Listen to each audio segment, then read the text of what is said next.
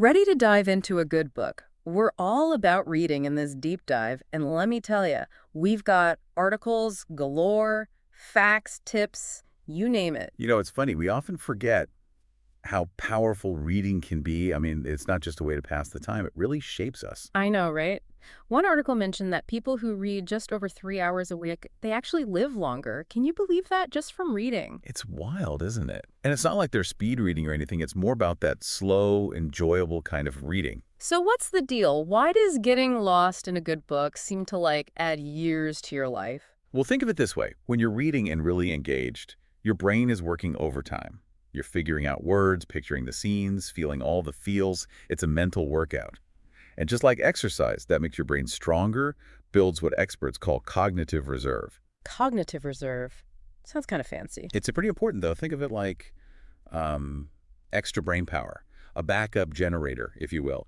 It helps protect your brain as you age. So reading is like investing in our future selves, brain-wise. Exactly. Like going to the gym keeps your body in shape. Reading keeps your mind sharp.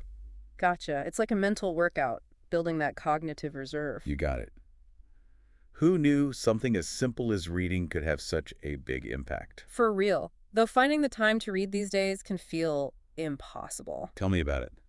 Notifications, information overload. It's tough to slow down and focus. It's not that we don't enjoy reading. It's more like feeling guilty for relaxing with a book when there's so much else to do. I hear you. And that's where knowing how to make reading work for you comes in. Yeah. How to fit your life. So how do we make reading work for us? What are some of those reading hacks these articles were talking about? Well, it seems like the biggest thing is making it your own.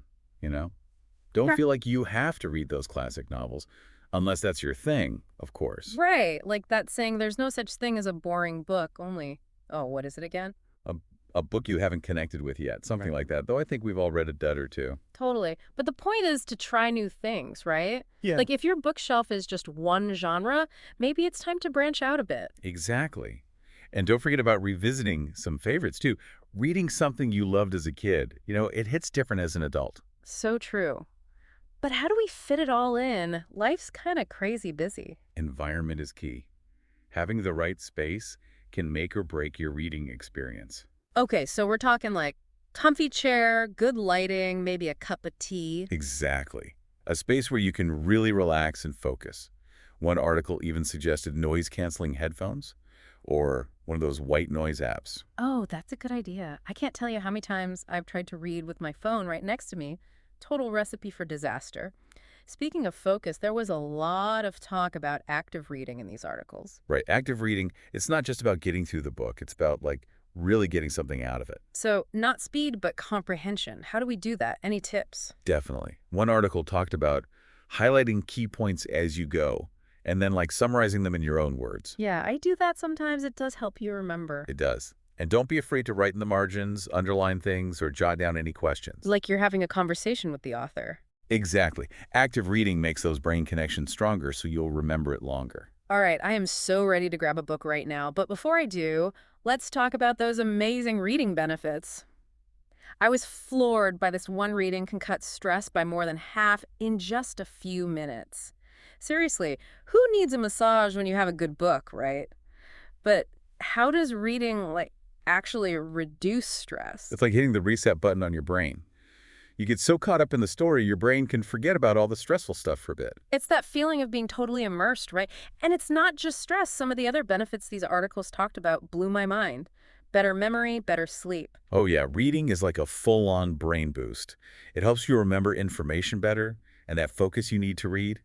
It helps calm your mind before bed. So reading ourselves to sleep, I like it. One benefit I found really interesting was increased empathy.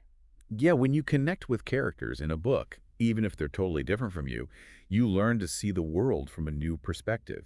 It's like building your emotional intelligence, and that can impact how we treat others and navigate the world around us. It's like walking a mile in someone else's shoes, but on the page. Okay, so we're sold. Reading is amazing.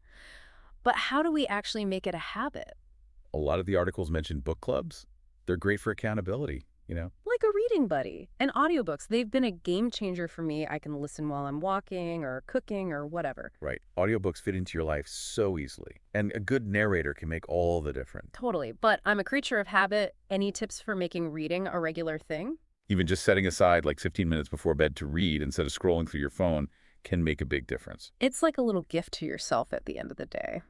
Well, this has been eye-opening. We've covered so much about reading, from the science behind it to making it a part of our lives.